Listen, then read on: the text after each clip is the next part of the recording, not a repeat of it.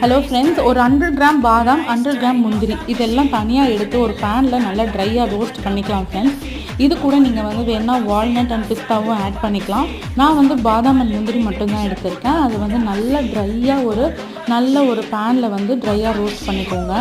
So இது ட்ரையாக roast ஆனதுக்கப்புறம் இது எடுத்து வச்சிடலாம். கூடவே அதே 100 கிராம் அளவுக்கு ராகி மாவு எடுத்திருக்கேன். அந்த ராகியும் நம்ம வந்து அதே பேனில் ட்ரையாக வந்து ரோஸ்ட் பண்ணி எடுத்துக்கலாம். கொஞ்சம் கலர்லாம் மாற அளவுக்கு ரோஸ்ட் பண்ண வேணாம், சும்மா லைட்டாக வந்து மீடியம் ஃப்ளேமில் வச்சு நல்லா ரோஸ்ட் பண்ணிக்கோங்க. இப்போது அந்த ட்ரை பண்ணோம் இல்லையா, ட்ரையாக ரோஸ்ட் பண்ணதை அரைச்சி எடுத்துகிட்டு நல்லா சலிச்சுக்கலாம். ஏன்னா அதில் வந்து ஃபுல்லாக வந்து ரோஸ்ட்டு அரையாது, ஏன்னா தோல் இருக்கிறதுனால நல்லா சலிச்சு எடுத்துக்கோங்க இந்த மாதிரி. இப்போது இந்த சலிச்சதையும் நம்ம தனியாக எடுத்து வச்சுக்கலாம்.